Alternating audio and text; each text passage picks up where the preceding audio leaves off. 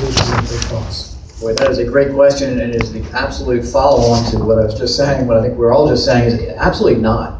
If we get rid of the sugar floor that we have, what it's going to do is it's going to make the sugar industry compete like every other industry out in the free market. And when that happens, I think that the land that's down in the EAA is probably going to get a lot cheaper.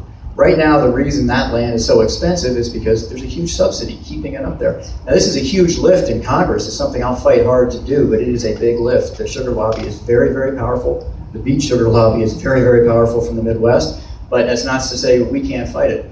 And there are coalitions that can fight it, and it's something that South Florida, I think all Florida needs to really join together as a state and say we need to fight this because it is wrong, it's bad policy.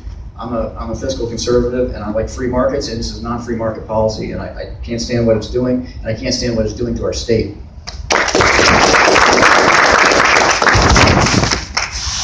Yes, we need to examine all subsidies. Subsidies are artificial props to businesses, and they are not always in the best interest of our citizens. We need to make it in the best interest of our citizens.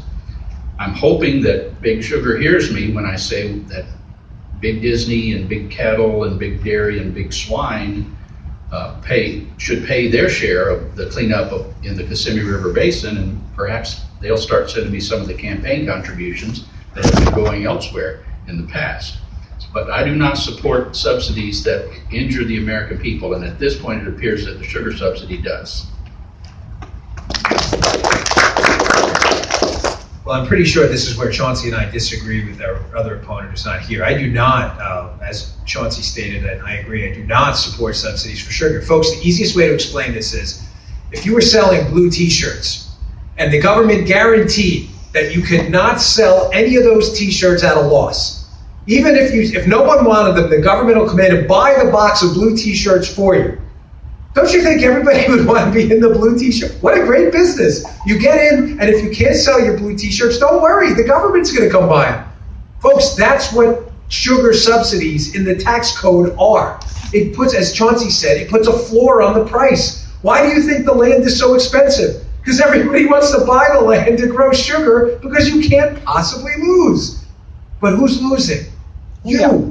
Because you're the one supporting that floor. You're the one holding it up with your hands. So I think this is a clear demarcation point between us and our opponent. Thanks.